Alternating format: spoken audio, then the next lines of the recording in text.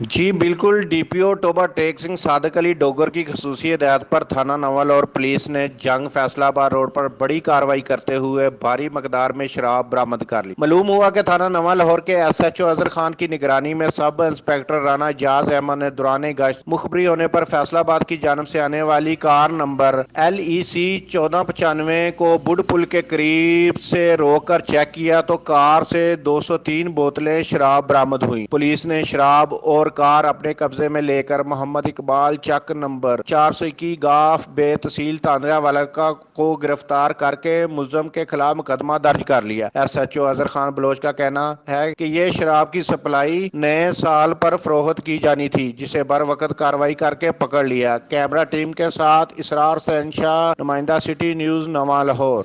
ہم لاتے ہیں ٹاپ نیوز، آپ کے فیوریٹ ٹاک شوز اور ان لمیٹڈ انٹرٹینمنٹ صرف یوٹیوب پر۔ اگر آپ نے ابھی تک ہمارا چینل سبسکرائب نہیں کیا تو ابھی سبسکرائب کریں اور بیل آئیکن کو کلک کر کے ہماری لیٹسٹ ویڈیوز کے بارے میں اپڈیٹ جانیں۔